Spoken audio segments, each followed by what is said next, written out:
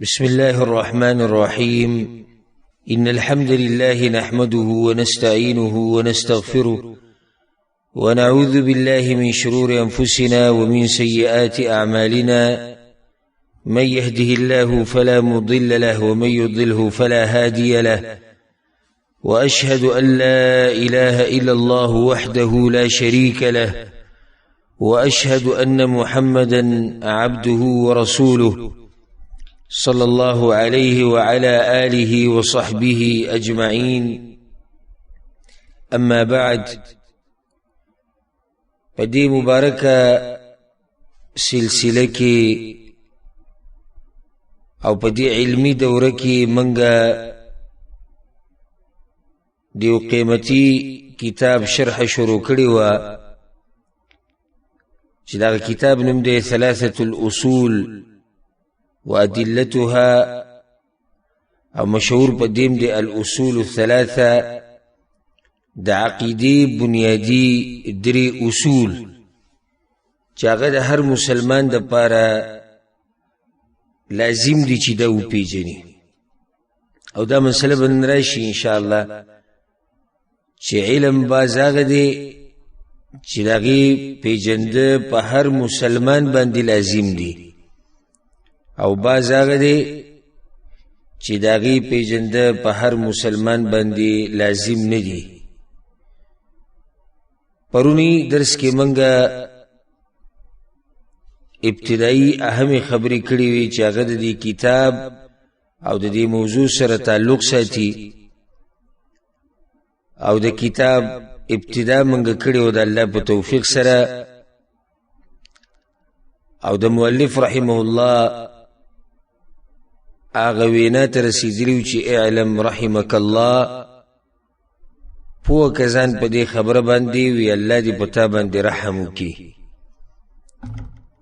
دا غینه بعد وی چې هغه خبره به اوس بیانې کوم خبره ته تخی چې په دې باندې ځان پوه کا. وی چې انه يجب علينا تعلم 4 مسائل، فمن باندې لازم دی، يجب علينا یعنی فمن باندې واجب دی ازده کول د 4 مسلو. دلته دا فائدې د ساتي وی په موږ باندې واجب دی. واجب مطلب لازم دی، ځکه اصطلاح کې ویل کېږي واجب ته مقتضى الشرع فعله اقتضاء جازما، چې شریعت داغي کول په چا باندې لازم کی چې دا کار به لازم کې نو دې ته واجب وي. او بیا دا فائدہ برته ذکر کو چې واجب او فرض دا په 2 قسمه، واجب او فرض دا په 2 قسمه باندې. یو ته ویل کېږي الواجب العینی او دویم دی الواجب الکفایی، لکه دې سم فرض عین یا فرض کفایی. یو شی فرض عین دی، یو شی فرض کفایی دی. یو شی واجب عینی دی، یو شی واجب کفایی دی. په دې کې فرق څه دی؟ یسړی چې دواړه واجب دي، نو الواجب العینی یا الواجب الکفایی په دې کې فرق څه دی؟ نو فرق پاره کې یاد کاغه دی چې کله دې سوله چې دا شی فرض عین دی، نو فرض عین معنی دا ده چې د دې کول په هر چا باندې لازم دی. د دې کول په هر چا باندې لازم دی، لکه مونږ شو، مونږ فرض عین دی په هر مسلمان باندې چې شروط پکې پوره هغه باندې مونږ لازم دی، واجب دی. کم واجب دی که تاسو څوک ته پوښتنه چې دا کم واجب دی؟ وای دا عینی دی، فرض عین دی. څه مطلب دی فرض عین؟ یعنی هر مسلمان باندې دا کار لازم دی. دویم دی واجب کفایی یا فرض کفایی، ځکه علما دا په تعریف کوي چې ما طلب الشرع حصوله من غیر تعیین فاعله. شریعت یو کار غواړي خو هغه کس نه دی خولی چې کم کس به کوي. نو څه مطلب شوی دی؟ مختصر تعریف دې سیاد کوي. فرض کفایی هغه څه ته ویل کېږي یا واجب کفایی چې بعض مسلمانان وکي نو دا نور نه ګناهګاریږي، چې بعض مسلمانان وکي نو دا نور نه ګناهګاریږي. لکه پاگه بنده و مثال ورکو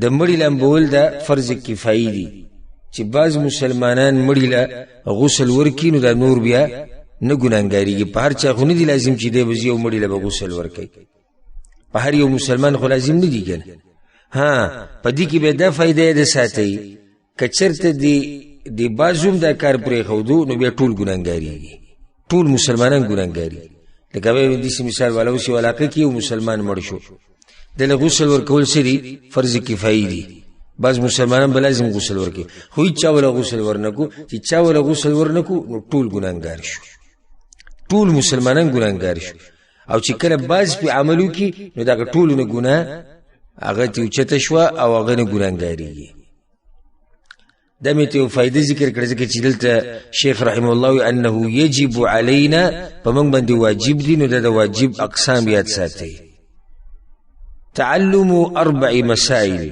ازدکول تعلم علم ستوی ازدکری توی پوهی توی او با علم دا قوازیه دا چی دا بدو قسم دی کم علم سر چی منگا تعلق ساتو او پدی درسونو کی بیانو نو آغا علم دی چاگی تا شرعی او دینی علم ولکی شرعی او دینی علم چاگی دین سر تعلق ساتی او چی کلمو گلیشی چی شرعی علم یا دینی علم نو دا دین مراد آغا علم چاگی دا قرآن سر تعلق ساتی دا حدیث سر تعلق ساتی او د سلف صالحین او د آثار سره تعلق ساتي دي توي شرعي علم معرفه الحق بدليله حق پیجنده د سره د دلیل سره ځکه امام ابن القیم رحم الله بخپله مشهوره قصیده نونیه کې چې داغي صبرخه منګه شرح کړي مو په یو وخت کې پای کې غوي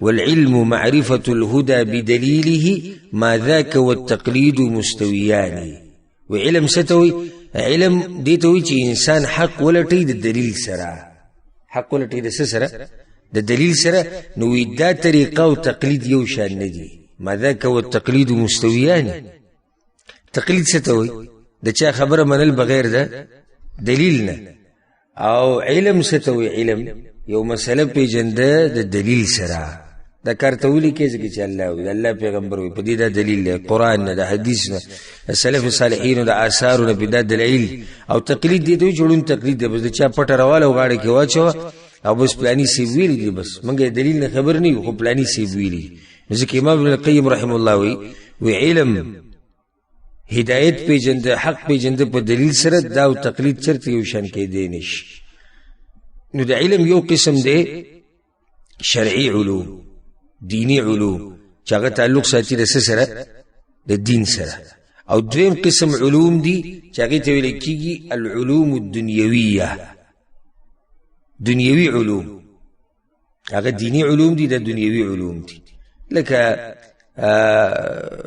یو سړی مثال کې د ډاکټري کوي یو سړی انجینری کوي یو سړی بل څه زده کوي نو دې ته ویل کېږي هغه علم چې هغه د دنیا سره تعلق ساتي بل ته بل فائدې ده ساتي یو مشهور حدیث ته او روایت ته امام ابن ماجه رحم الله راوړ اکثر د عوامو تم یاد ده پای کې پیغمبر صلی الله علیه وسلم وی طلب العلم فریضه علی کل مسلم علم طلب کول په هر مسلمان سره لازم دي دلته د فائدې ده ساتي د دین مراد ټول علم نه دی چې ټول علم ته مراد دی بعض علم هغه دی چې په هر مسلمان زده کول سره لازم دي لکه اوس د عقیده علم شو د په هر مسلمان لازم دي چې زده کوي یا هغه مسلې شو چې د مانزه سره تعلق ساتي دا علم په هر چا باندې طلب کول لازم دي هغه مسلې چې د روجي سره تعلق ساتي هغه مسلې چې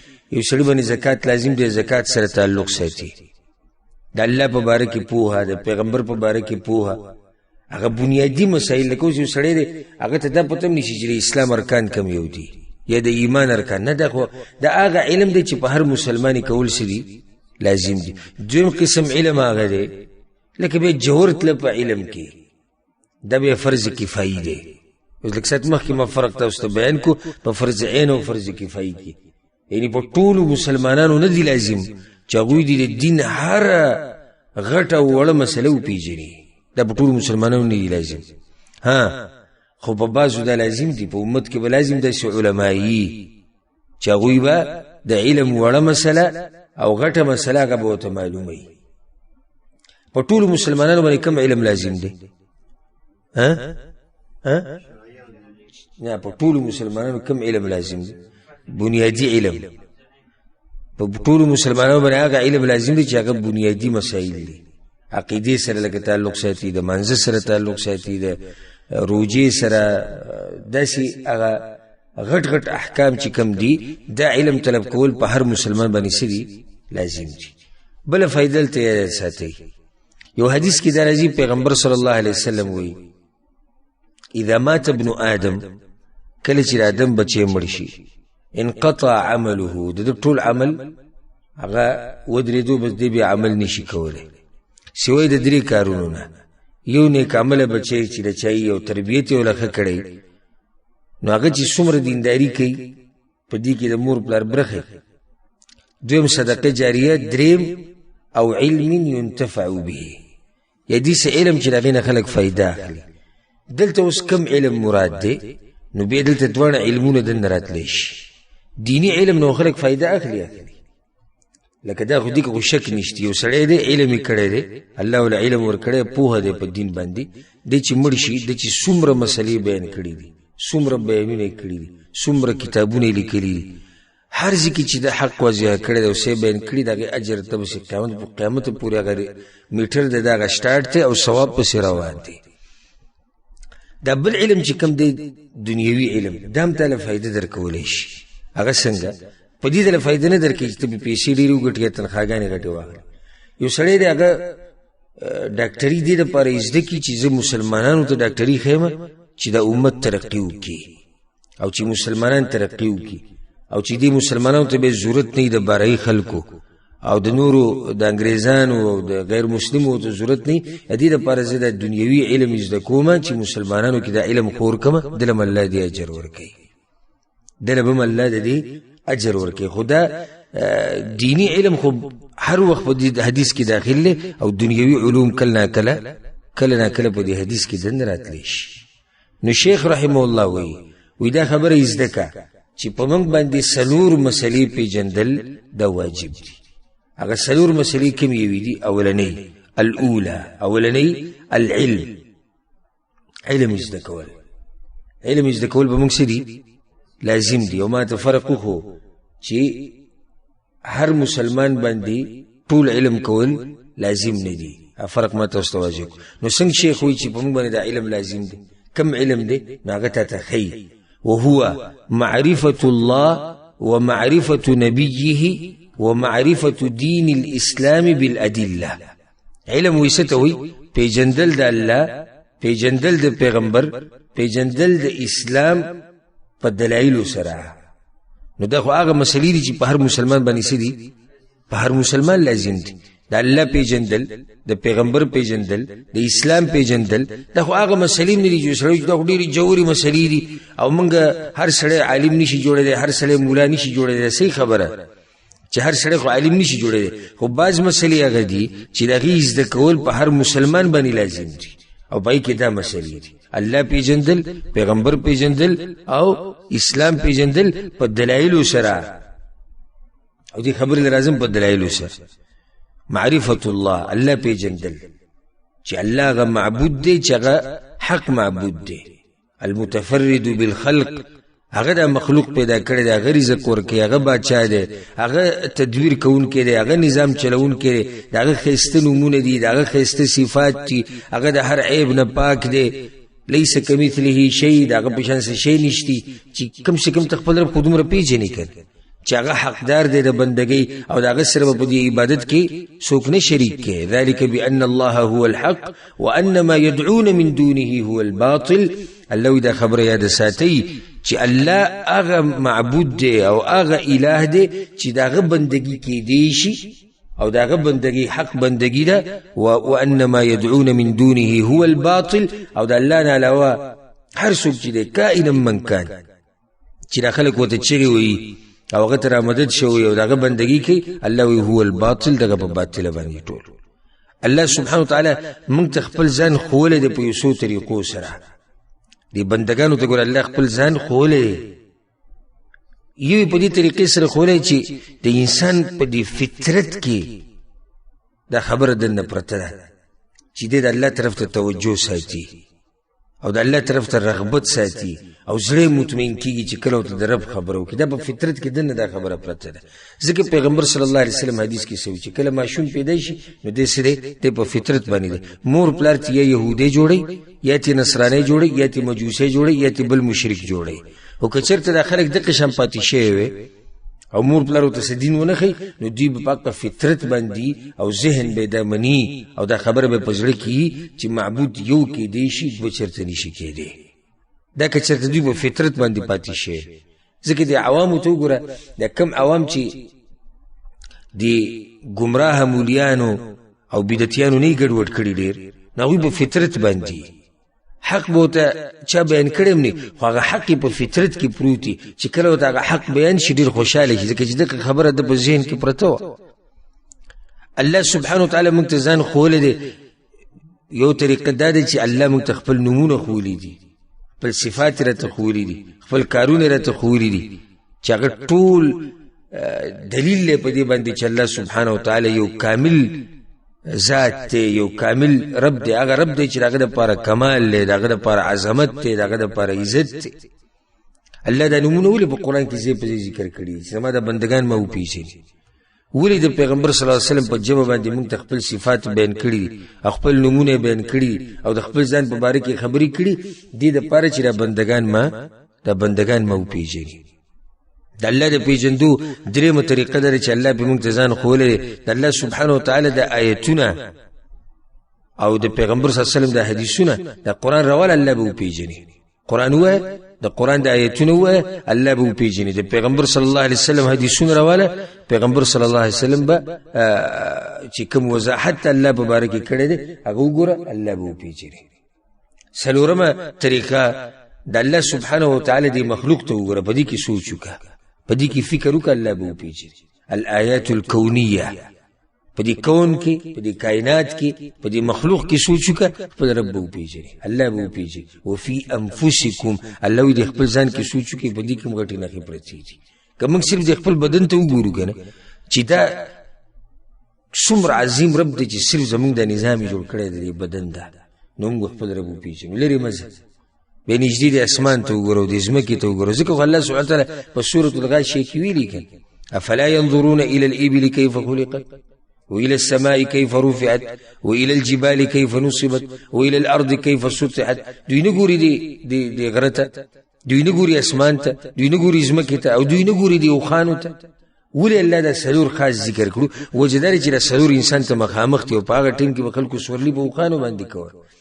ته چې مخامخ وګورې نږدې ته تر څلور ښکاري، اسمان ته وګوره، ځمکې ته وګوره، د اوښ ته وګوره او د غرونو ته وګوره. دا څنګه الله ودرولي؟ کله چې ته د الله په دې کائنات کې سوچ وکړې نو په الله به وپېژنې، خپل رب به وپېژنې.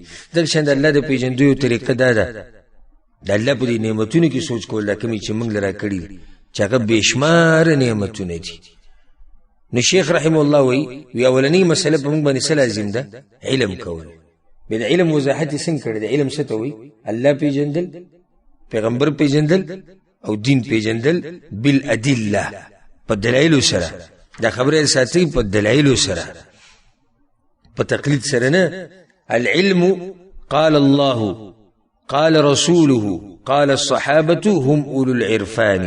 ما العلم نصبك للخلاف سفاهة بين الرسول وبين رأي فلان.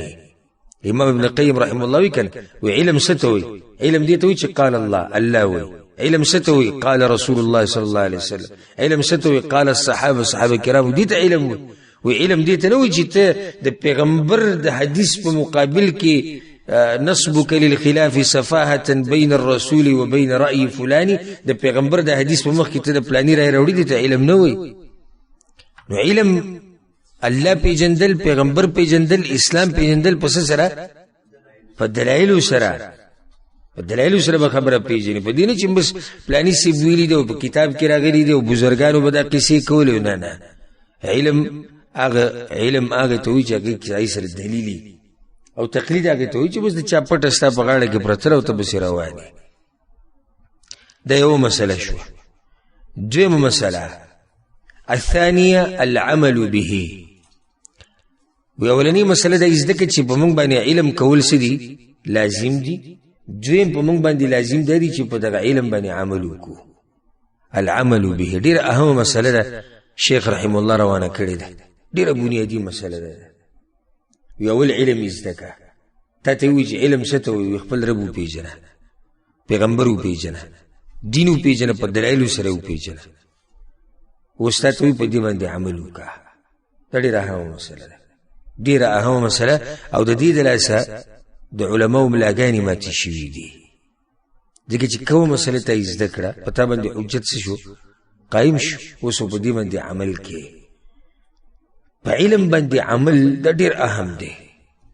او ډېر خلک چې تباه شوي دي والعیاذ بالله او ګډوډ شوي دي، هغه د دې د لاسه چې علم ورسره یي او په هغې باندې عمل نه کوي. الله سبحانه وتعالی د دغه عالم مثال په قرآن کې ذکر کړی کمثل الکلب. مثال د ده د سپي په شان دی. ګوره یو سړی علم وکړي او د هغه مثال د سپي په شان شي، وجه دا چې د علم نه فایده نه ده اخیستې. او کوم علماو چې د علم نه فایده اخیستې ده، نو الله د هغوی تذکره د خپل نوم سره یو ځای کړې ده په سورة آل عمران کې. خو چې علم باندې عمل وکړو نو نوم یې د الله د نوم سره یو ځای شو. او چې کله په علم باندې عمل نه و نو مثال یې د څه شو؟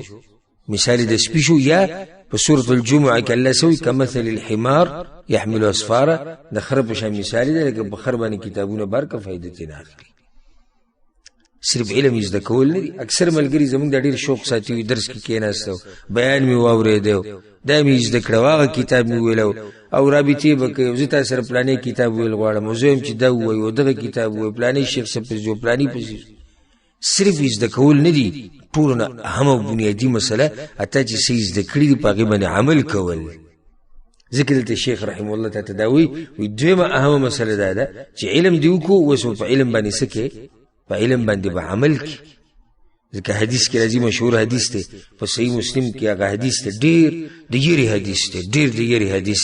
پیغمبر صلی الله علیه وسلم وایي ان اول من تسعر بهم النار ثلاثه. درې خلک دي چې په هغو باندې به د جهنم د اور الله ګرموي. درې خلک دي اولني چې په هغو باندې به الله د جهنم د اور ګرموي. په هغو کې د ټول نه مخکې ذکر کړی د عالم. د عالم به راوستی شي، الله به دې تپوس وکړي، ها تا څه کول؟ تا څه کړي په دنیا کې؟ وایي دی به ورته وایي چې یالله ما خو علم کړی و ستا دپاره. الله به ورته وایي کذبته، دروغ دې ووایي، زما دپاره د علم نه و کړی، تا خو علم دې دپاره کړی و چې لیقال قارئ، د دې دپاره د قرآن ویلو چې خلک څه ووایي؟ چې قاري دی. علم دې دپاره کړی و چې خلک وایي چې عالم دی، چې خلک وایي مفتی دی، چې پیسې پې وګټي، چې عزت پې وګټي، چې مشهور شي. د دې دپاره دې کړی و. الله به ملایکو ته وایي جهنم ته ګزار کوي. ګوره عالم چې په علم باندې عمل وکړي نو ډېر اوچت دی، ډېر اوچت دی. او داسې دی پیغمبر صلی الله علیه وسلم وایي لکه سپوږمۍ.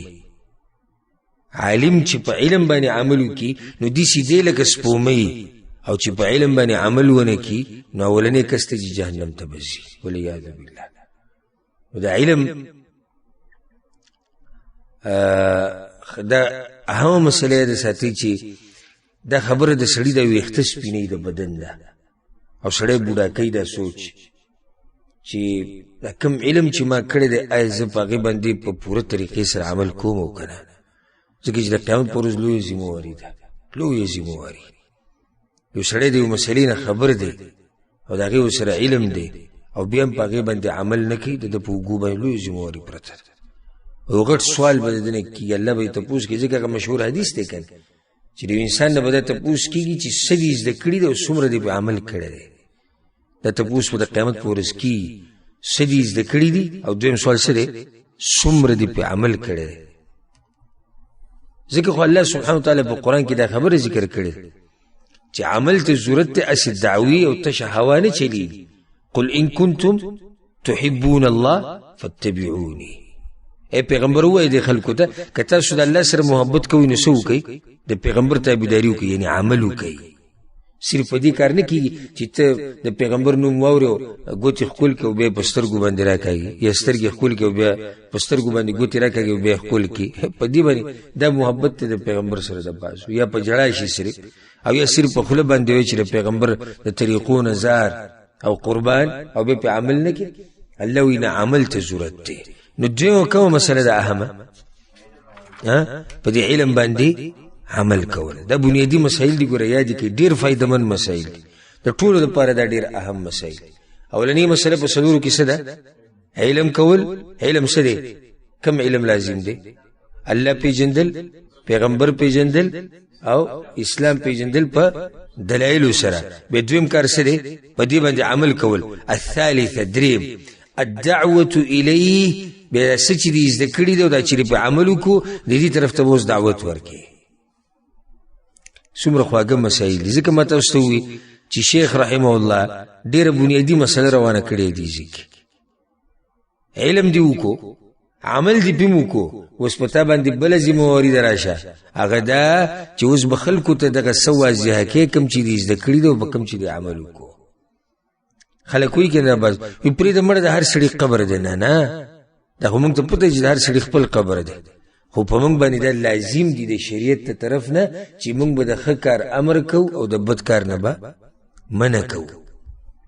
او څه چې به زده کړي دي هغه به خلکو ته بیانې د وس مطابق. دا اوس شته، اوس شرط دی د وس مطابق. ځکه چې پیغمبر صلی الله علیه وسلم حدیث کې څه وایي؟ من رأى منکم منکرا، تاسو کې څوک غلط کار وویني نو په څه دې منع کړي؟ په لاس، په طاقت، په زور سره. خو د هغه چا دپاره چې هغه زور او طاقت رسي. که دغه نه نو بیا په جیبې سره، که د جیبې طاقت تی نه په زړه کې دا کار بد وګڼه، دا ځای پرېږده، دا علاقه پرېږدې خلکو ته. الغرض دعوت به کې د وس مطابق، د طاقت مطابق، او څومره چې تا سره علم دی. دلته د فایدې د ساتئ. بعض کسان وایي تاسو جی په تبلیغ باندې رد کوئ او تاسو تبلیغیان نه منئ. چا ویلي چې موږ تبلیغیان نه منو؟ او زه پخپله غټ تبلیغی یم الحمدلله. خو دلته موږ ووایي اولنۍ مسله څه وه؟ ټول نه اولنۍ څه وه؟ علم، بیا عمل، بیا دعوت. نو موږ تا ته دا وایو چې علم د سره نه یو ته دعوت ته څه شي کې. موږ دې کې خبره کوو. دې دلاسه اکثر خلک زموږ نه خفه دي. زموږ په دې خبرې ځان پوه کړی دی چې موږ وایو څه. تو خو زما په دې خبره ځان پوه کړه چې زه څه وایم. زه دا وایم علم وکړه، عملي کړه، خلکو ته بیانوه. بیا که نه نو چې ستا سره علم نشتي ته جاهل. جاهل به جاهل ته څه ښیي؟ جاهل خو جاهل ته به ښه جهالت ښیي، ښه به یې ګډوډ کړي، ښه به ورته کمزوري مسلې بیان کړي. ځکه خو اکثر کې دا خلک ویني د کومو څه چې علم نه، دا خوبونه وبونه بیانوي، د بزرګانو قصې بیانوي، ځکه چې علم ورسره نشتي. نو تا ته مؤلف رحمه الله وایي علم وکړه، عمل وکړه، بیا خلکو ته بیان کړه. کوم علم چې دې کړی خلکو ته بیان کړه. بعض وی پیغمبر صلی الله علیه وسلم چې وایي چې بلغوا عني ولو آیه، زمانه ورسوي اگر که یو آیت. نو صحیح ده که نه؟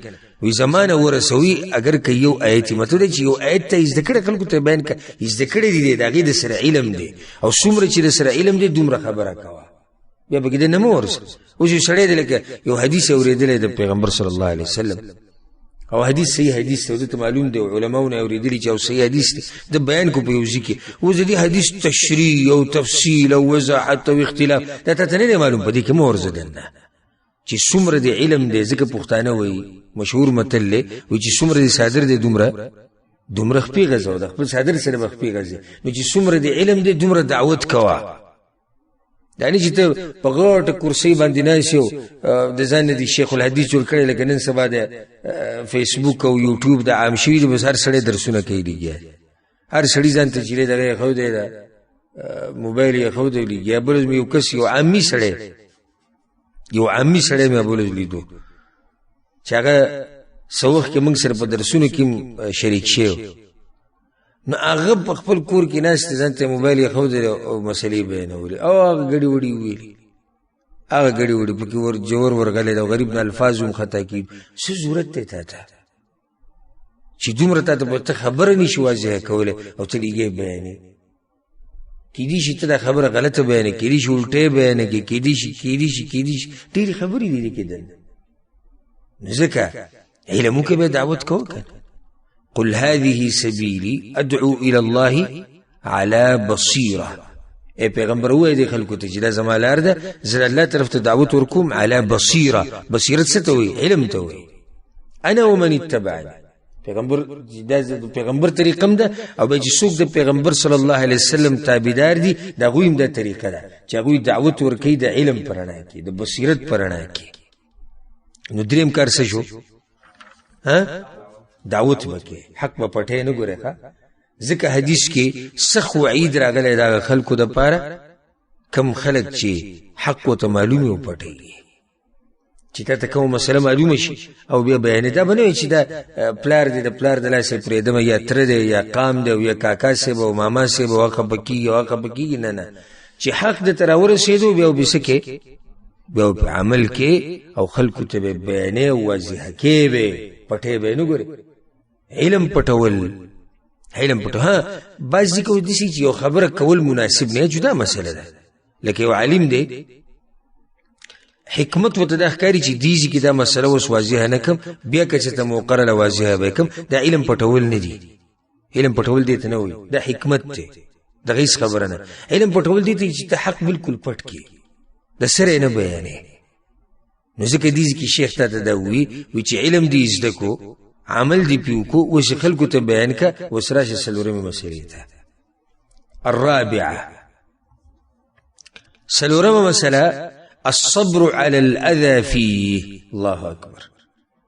څلورم کار به اوس دا کې چې خلک به ته خو دعوت کې کنه، نو چې دعوت کې خلک به دې تنګي، نو چې خلک دې تنګي ته به صبر کې. څلورمه مسله کومه ده؟ صبر وکړي. خلک به دې تنګي، لازم به دې تنګي. وګوره دا دعوت ته لار ګورې دي اسانه لار نه ده. او ځکه موږ اکثر دې ملګرو ته وایو هر چا ته امیر صاحب امیر صاحب مه کوئ. خلکو دې ګپ جوړ کړی چې معمولي په مخې جاموت یې خلکو ته څه وایي؟ امیر صاحب. دا امیر صاحب امیري دې سه اسانه شوې ده، او دا تبلیغ دې سه اسانه شوې ده، دعوت دې سه اسانه شوې ده. دعوت ډېر ګران کار دی. نوح علیه السلام 900 کاله په دې لاره کې پاتې شوی دی. او الله سبحانه وتعالی په سورۃ القمر کې ذکر کړی دی چې قوم رټلې دی، لیونی وته ویلې دی، مجنون وته ویلې دی 900 کاله. دا غلار د دعوت لار یونس علیه السلام پکې د مې خېټه ته ولیدلې.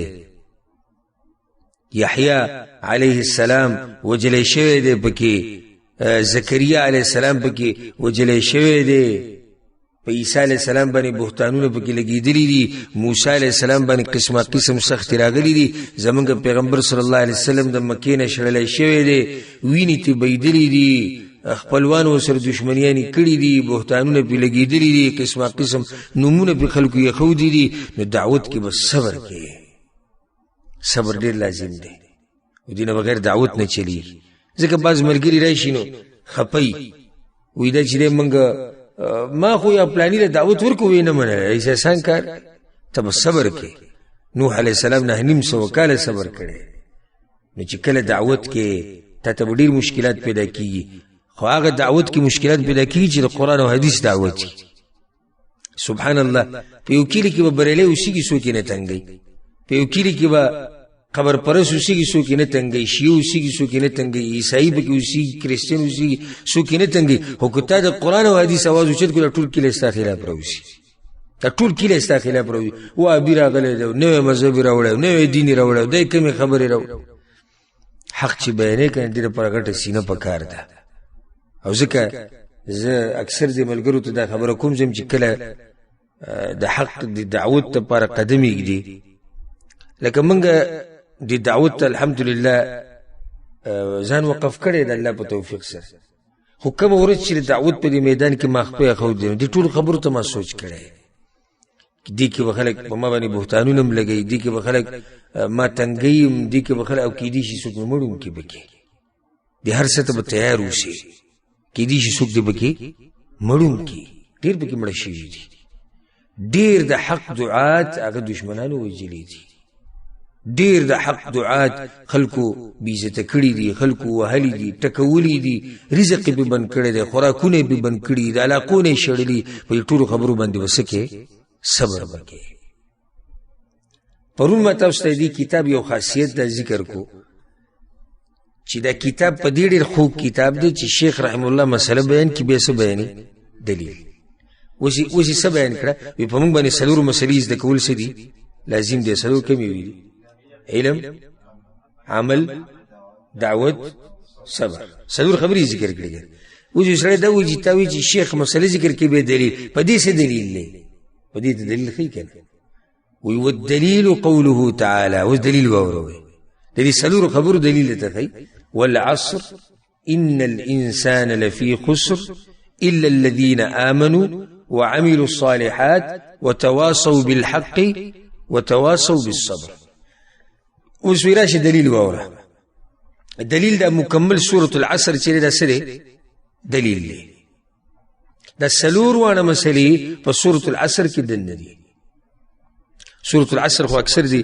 ملګرو ته یاد هم دی عوامو ته اکثر یاد دی ډېر لنډ سورت دی په قرآن کې او نوم یې څه دی العصر الله په دې کې قسم خوړلی په زمانه باندې عصر دا زمانې ته ویلی کېږي او عصر د مازدیګر دی وخت هم ویلی کېږي والعصر قسم دی په زمانه باندې الله وی ان الانسان لفی خسر انسانان ټول په تاوان کې دي ټول انسانان په تاوان کې الف نه یا پورې ټول په تاوان کې دي دې کې ته فائدې ذکر کوم موږ په هر ځای کې فائدې ذکر کوو مقصد زمونږ د درسونو دا دی چې د مسلمانانو ته فائدې ورسي فائدې ده الله وی قسم دی په زمانه باندې انسان په تاوان کې دی ولې قسم په زمانه خوري په بل څه ولې قسم نه خوړو جواب دا دی انسان چې په تاوان کې دی نو دا زمانه او دا وخت ضایع کړی دی ځکه په تاوان کې دی کوم وخت چې الله ورکړی دا غینه فائدې نه دا غستې ځکه الله قسم په زمانه وخړو او د مازیګر په وخت باندې به انسان په تاوان کې دی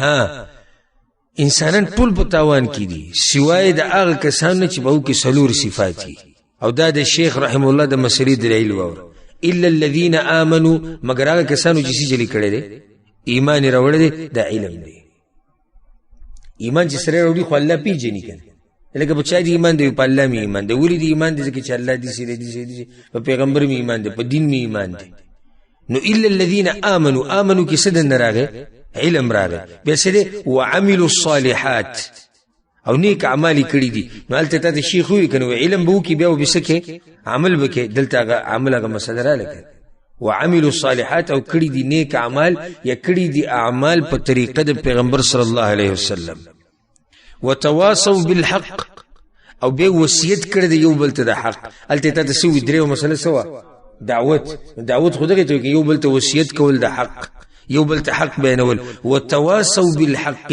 یو بل ته به د حق بیان کړی دی یو بل ته حق واضح کړی دی وتواصوا بالصبر او به یو بل ته د صبر تلقین کړی دی اصلورونه مسلې دلته راغلي چې کله ته چاته دا بیان کې او به زما دا مسله ته بیانې چیرې مونږ هغه کتاب کې د شیخ محمد بن عبد الوهاب رحم الله کتاب ثلاثه الاصول کې دا مسله مونږ اوریدلې چې څلور مسلې لازم دي علم عمل دعوت صبر بیا وسره دلیل یاد ساته مکمل سورۃ العصر دلیل دی په سورۃ العصر کې د څلور مسلې راغلي چې علم به زده کې عمل به پکې بیا خلکو ته بیانې او باقي باندې به صبر کې بلکې په دې ته زبل دلیلوم خو شم بتوفیق الله سبحانه وتعالى بل دلیل په دې باندې دا واله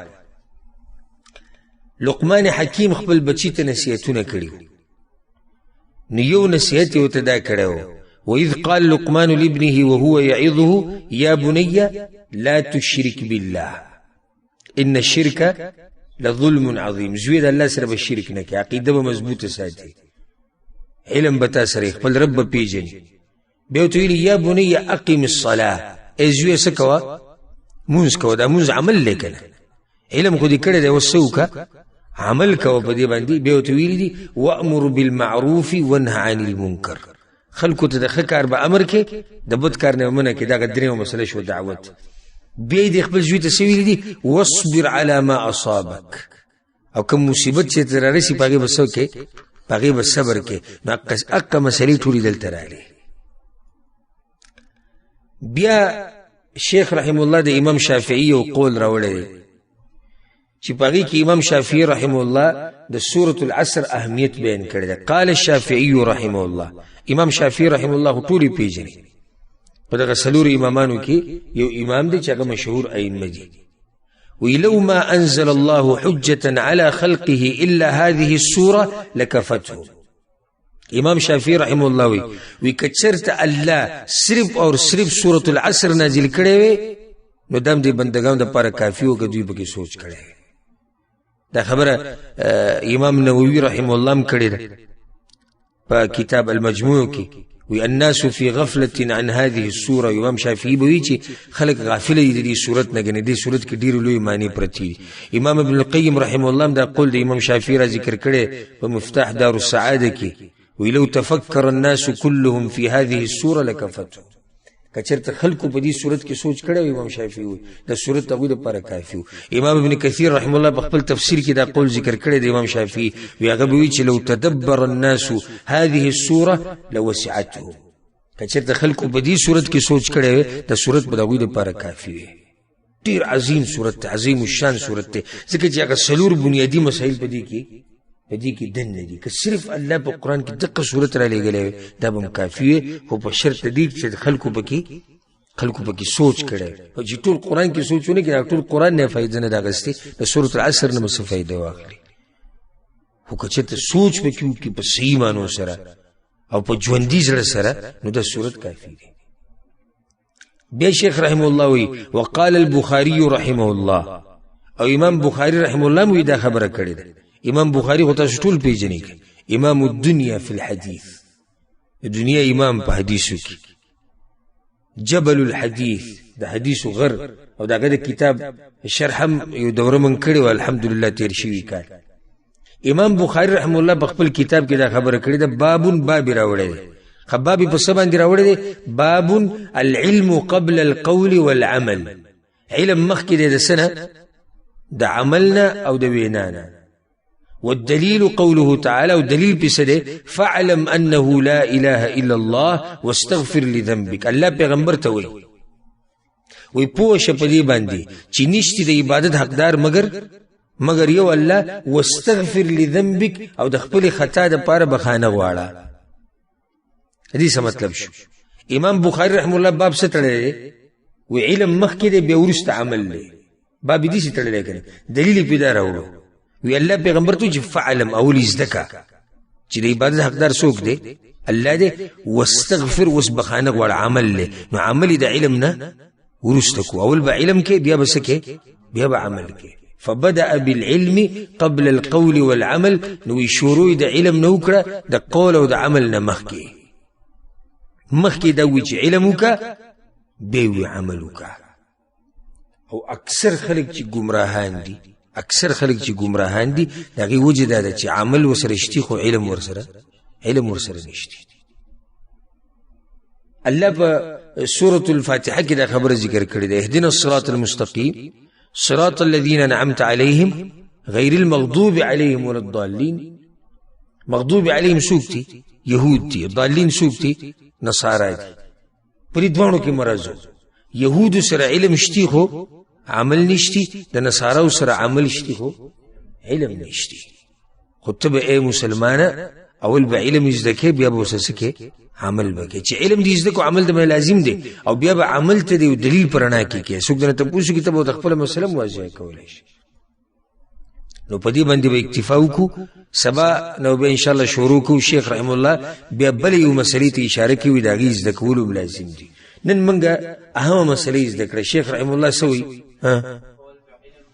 وی سلور مسلې زده د دې زده کول لازم دي په ټولو باندې. اول سره علم دی، بیا عمل له، بیا دعوت ته، او بیا صبر دی. په ټولو باندې دلیل سره سورۃ العصر دی، او بیا سورۃ لقمان نه پکې موږ دلایل ذکر کړو، او بیا د امام شافعی رحم الله قول راوړو، او بیا د امام بخاری رحم الله استدلال موکو چې هغه باب تړلې په دې مسله باندې چې مخکې به علم کې او بیا به عمل کې. الله سبحانه وتعالى دې موږ پوهه کې په دې مسایلو باندې، او الله سبحانه وتعالى دې موږ له توفیق راکړي قرآن او د حدیث ته زده کولو، او الله سبحانه وتعالى دې په موږ ټول باندې خپل خاص رحم وکړي. خصوصا الله سبحانه وتعالى زما په والد صاحب باندې خپل رحم وکړي، او الله دې هغه قبر د جنت باغچه کې. هذا والله اعلم وصلى الله وسلم على على نبينا محمد وعلى آله وصحبه أجمعين.